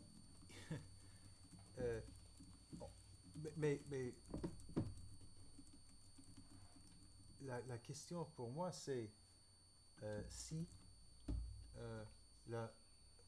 ce qu'on peut faire pour défendre contre ces possibilités et ce qu'on peut faire c'est une affaire philosophique. Il me semble que ce qui est important est de créer les institutions, les lois, les pratiques, un système international des droits de l'homme qu'on peut défendre philosophiquement, mais le défense philosophique sans les institutions n'est pas ça ne marchera pas. Et si vous voulez chercher des mécanismes de défendre contre le génocide, le racisme, l'homophobie qui est aussi de temps en temps une affaire mortelle. Il faut créer les institutions. Et dans une société, un des institutions est une publique où nous entrons tous comme citoyens égaux et où nous savons, nous sommes en conversation. Le plus grand danger chez nous, aux États-Unis, c'est ça arrive quand on se ghettoise, où on est forcé dans des ghettos. Quand il y a, comme vous savez, ça c'était la condition des relations entre les races pour une très grande partie de l'histoire des États-Unis. Et dans cette histoire, on a vu des effets horribles. Mais maintenant, on a beaucoup plus de sociabilité entre les races, encore même plus de mariage et des choses comme ça. Et ça, c'est le résultat pas seulement des pensées, c'est aussi le résultat de la législation, des mouvements sociaux et tout ça. Et moi, je ne comprends pas, je continue de ne pas comprendre exactement ce qui s'est passé en Allemagne aux années 30. C'est très difficile. Au Rwanda, dans l'ancienne Yougoslavie, oui. etc. Oui, tiens, mais je trouve bien, je comprends un peu plus, je crois, ce qui est passé en Yougoslavie. Parce qu'il me semble que ce qui s'est passé là est quelque chose qui est le résultat d'une failure, d'un échec des institutions. C'était un pays qui était tombé extrêmement vite d'un niveau économique moyen à un niveau plancher. Oui. Et dans des circonstances comme ça, ce qui se passe, c'est que on ressort aux identités pour lutter pour le gâteau qui est plus et plus petit. Et c'était un peu comme ça à Rwanda aussi. C'est un des pays les plus densément peuplés du monde. C'est pas un pays très riche. Et dans les circonstances où la situation matérielle descend très vitement, si vous n'avez pas des institutions, vous vous trouvez dans la situation où ils sont trouvés. Et là, il y a des mécanismes internationaux qu'on pouvait, on n'a pas le fait, mais on pouvait mobiliser. Il me semble que au moment qu'on a vu au Yougoslavie que la situation économique était comme ça, c'était plus sage d'aider cette situation, et que sans cette background économique, ça ne passerait pas.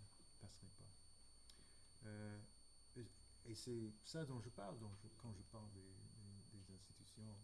Ça doit être non seulement des institutions nationales de Rwanda, des pays de l'ex-Yougoslavie, mais aussi des institutions internationales qui reconnaissent les signes de la génocide qui est en train de venir et qui comprennent, oui, nous savons maintenant, il y a des choses qu'on peut faire pour défendre contre ça. Merci. Il nous reste une vingtaine de minutes, donc là, qui veut intervenir? Allez-y. Jean-Cassien Billier. Une question.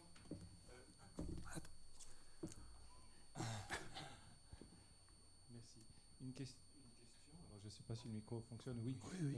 En fait, quand vous donnez votre accord tout à l'heure à l'idée finalement plutôt de consensus par recoupement, est-ce que vous êtes rawlsien jusqu'à l'idée que dans le fond, pour que la conversation transculturelle ait lieu, il faut déjà que la société soit démocratique et des institutions qui soient démocratiques, une culture démocratique. Vous évoquez des discussions transculturelles, par exemple, dans des situations qui ne sont pas celles-ci. Par exemple, l'Empire ottoman, bon, typiquement, c'était un autre cadre. Mais pourtant, est-ce qu'on peut comparer ces deux éléments? Est-ce qu'on peut comparer ce type de conversation qui a eu lieu dans de telles circonstances et celle qui peut avoir lieu dans une société démocratique à partir du moment où on a déjà des institutions, on a déjà une culture qui est mise en place? Bon,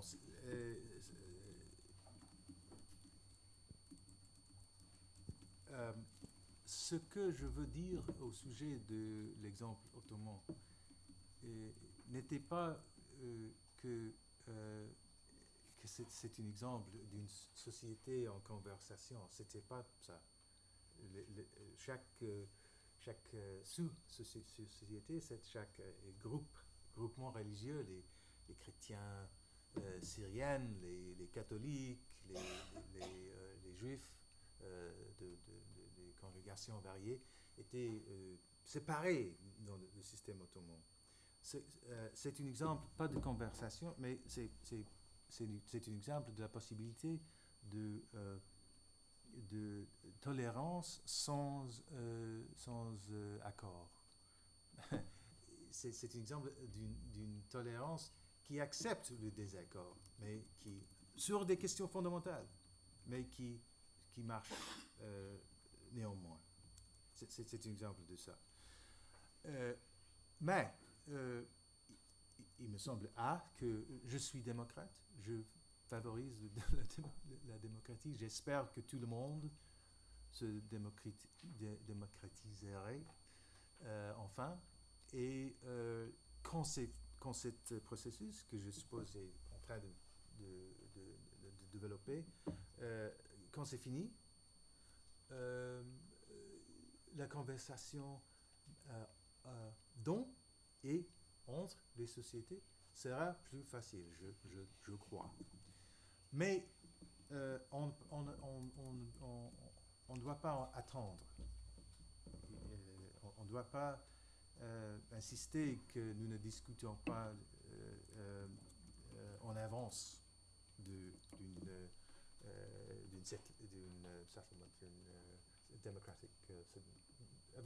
solution démocratique. Nous devons parler, entrer en conversation, il me semble, avec tous les sociétés, même les sociétés non démocratiques. Et si nous faisons ça, même avec les sociétés non démocratiques, il me semble, on a la possibilité de trouver des solutions différentes que ceux qui sont possibles quand on n'est pas en conversation avec eux. Donc, je ne veux pas attendre au moment où le monde est démocratique. J'espère pour ce moment, mais maintenant, on peut continuer la conversation, il me semble, en avance de la démocratisation du monde. C'est une question, c'est une autre question. C'est une question. Ils sont en connexion parce que il me semble que la démocratie est une background idéal pour la conversation et c'est normativement préférable, mais c'est pas nécessaire pour que la conversation est utile. Il y a une question tout au fond, Paul Leval-Dubuc. Alors, vous défendez l'idée que finalement on s'étonne du désaccord moral, qu'il est banal de s'étonner du désaccord moral, alors que nous devrions plutôt nous étonner des accords réels, des accords moraux. Et si j'ai bien compris, le principal agent du règlement des désaccords, désaccord, c'est ce que vous appelez l'habitude, la vie en commun, plutôt que, comme on l'a dit, la discussion, l'échange d'arguments. Voilà. Alors j'ai deux questions à partir de là. La première va un peu dans le sens d'Alain Renaud, mais formulée un peu différemment. Est-ce qu'il y a des désaccords qui ne se laissent jamais dissoudre par l'habitude et dans ce cas, qu'est-ce qu'on fait avec ces désaccords et deuxième question, est-ce que, disons, l'habituation à un désaccord ne risque pas de conduire, dans certains cas, à une indifférence mutuelle, plutôt qu'un règlement, même partiel, des désaccords. C'est-à-dire que, voilà, j'espère que vous m'avez compris. Bon, je ne sais pas s'il y a des désaccords qu'on ne peut pas résoudre avec des temps infinis. Je ne sais pas. Mais ça n'est pas le problème. Le problème qu'il y a des désaccords qu'on ne peut pas résoudre maintenant. Et qu'on n'a pas une raison de supposer seront résoudarables. Qu'on a raison de trouver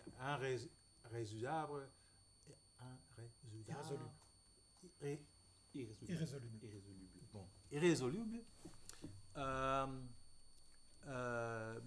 Maintenant.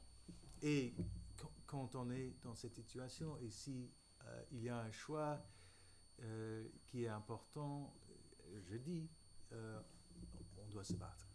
C'est tout. Il me semble qu'il n'y a pas des arguments philosophiques qui peuvent résoudre toutes ces questions, même si il y a une réponse vraie, la possibilité de le trouver dans l'histoire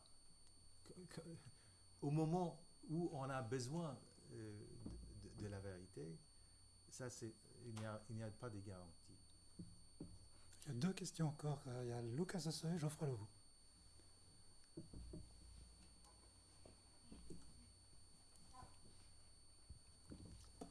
Merci pour cet exposé très brillant. J'aimerais, c'est pas tout à fait des questions, mais plutôt des réflexions. L'une s'adresse à Alain Renaud. Je ne sais pas pourquoi vous insistez autant sur la fondation. C'est comme si l'insistance sur la fondation pouvait empêcher des crises sociales. Or, je ne crois pas que ce choix de vouloir fonder le constat des désaccords, même des désaccords raisonnables, permet nécessairement d'éviter des crises. Il y a des crises institutionnelles et sociales que la philosophie ne peut pas éviter. Et donc, des blocages culturels qui sont là, et je ne vois pas, peut-être que vous avez quelque chose derrière la tête que je n'ai pas tout à fait saisi. Mais ce qui m'a plu dans la conversation, dans l'exposé, c'est plutôt l'idée que c'est plutôt une remarque, la conversation interculturelle ne tient pas compte du fait que même dans la même culture, il peut y avoir des principes tout à fait opposés. Si je prends l'éthique chrétienne, le principe de l'amour et le principe de la justice semblent d'une certaine manière opposés. Mais les chrétiens ne se tuent pas sur ce principe.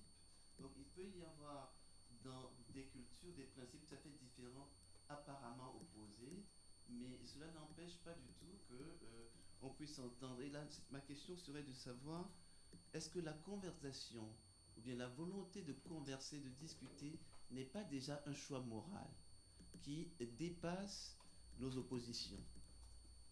Est-ce que la volonté de vouloir résoudre nos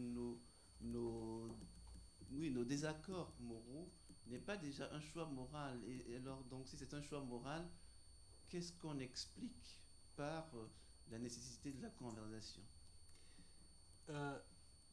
Oui, il me semble que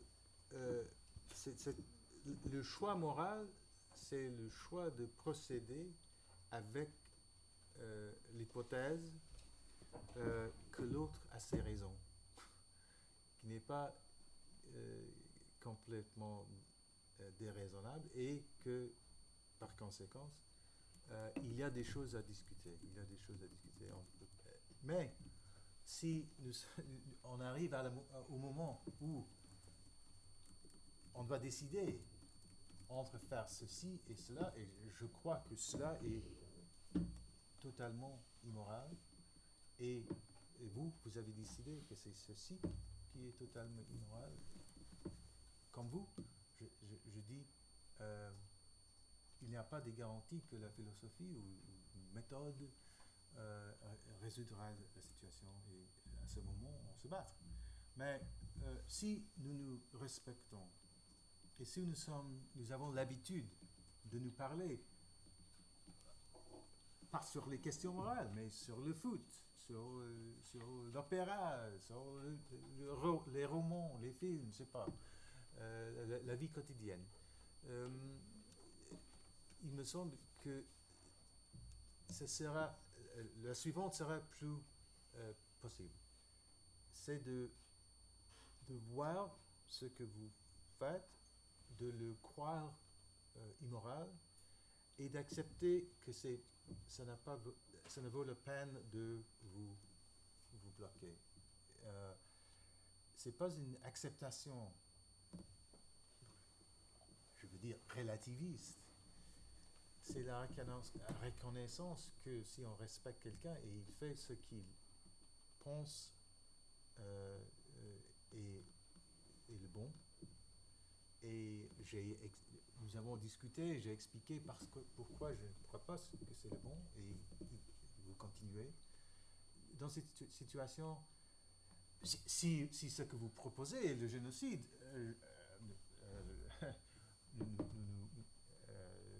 nous avons un problème. Mais souvent, c'est une question. Il y a beaucoup de désaccords dans le monde qui sont moraux, mais qui sont comme ça. Et où mon attitude est je sais ce qui est bon, j'ai réfléchi, j'ai entendu les arguments des gens qui croient autrement, mais j'ai décidé, mais j'ai aussi écouté les arguments des autres, et par conséquent, j'accepte que lui, il fera ce qu'il croit bon, et en reconnaissance que ce n'est pas bon, même je le laisse tranquille. Mais dans cette réponse, j'ai parlé aussi d'une situation où je vous laisse tranquille, et d'une situation où nous nous battrons. Et il me semble qu'il faut reconnaître les deux possibilités, accepter que c'est notre situation. Et on ne peut pas exclure ces deux possibilités, même si on est platoniste.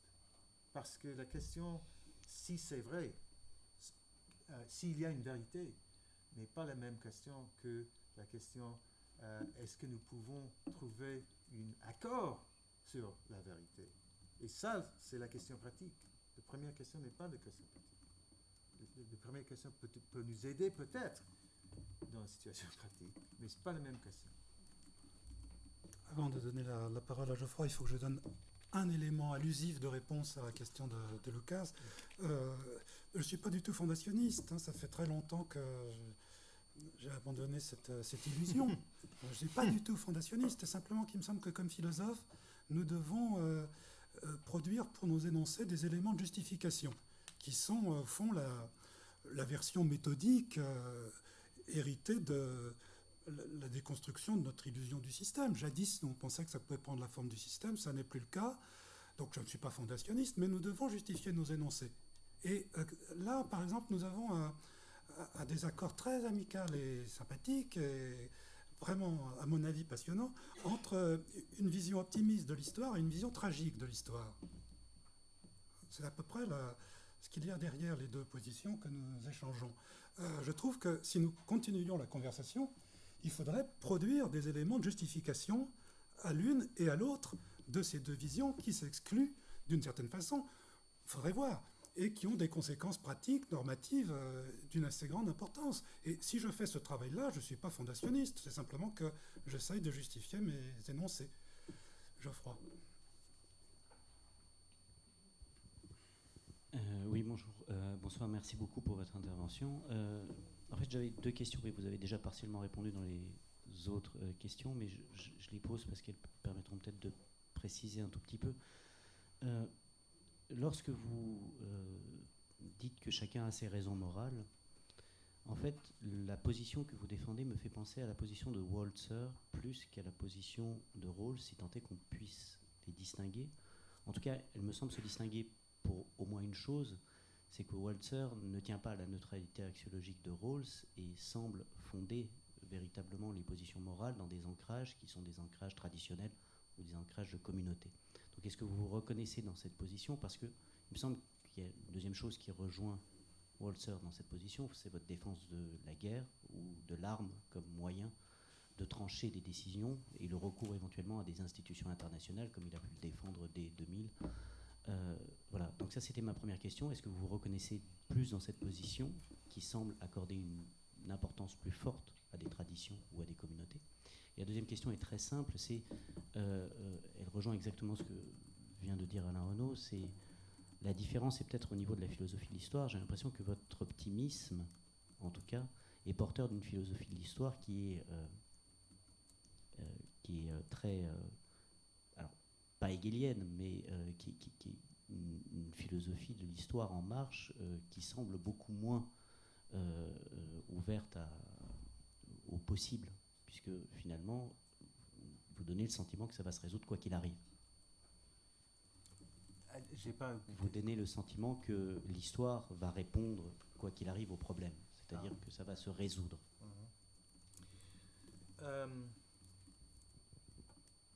Bon.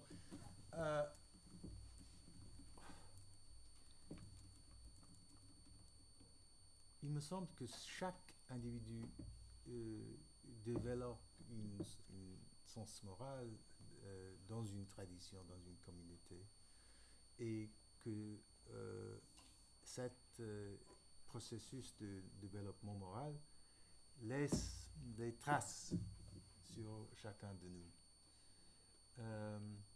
Mais il me semble que, contre Walzer, il me semble que c'est jamais une bonne réponse à une question de dire c'est notre tradition. C'est jamais parce que la tradition n'est pas une justification, c'est une habitude et ça vient avec des raisons. La tradition dont je viens, la tradition morale dont je viens chez mes parents, n'était pas seulement une liste de choses qu'on doit faire et ne doit pas faire. C'est une manière de réfléchir sur ce qu'on doit faire. Et, mais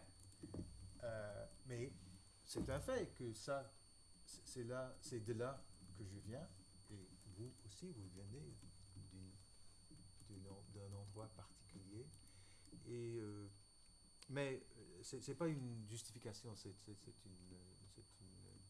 où on est. Et il me semble que partant d'une tradition particulière, mais engageant avec les autres, on peut trouver des meilleures réponses. On commence où on commence, mais on peut développer. Et un des mécanismes les plus importants pour le développement moral, c'est la conversation respectueuse entre des gens qui ont des raisons, des systèmes de raisons différentes, mais qui se changent. On entre dans la conversation comme ci, et on excite comme ça, et on échange en général. Sur la deuxième question je ne peux pas lire ce que j'ai écrit. Sur la téléologie historique. Ah oui. Oh, j'ai écrit providence.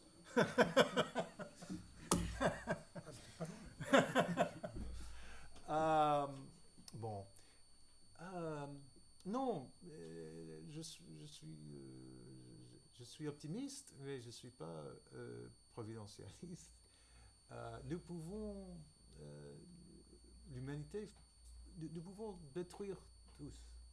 Il n'y a pas de garanties. Je ne dis pas qu'il y a des garanties. Et mon optimisme est limité parce que je ne suis pas sûr que cette conversation interculturelle que je propose sera la solution que la plupart des hommes et des femmes will choose. Choisiront. Je ne suis pas sûr. Il n'y a pas de garantie. Mais je suis un optimiste conditionnel. Il me semble que si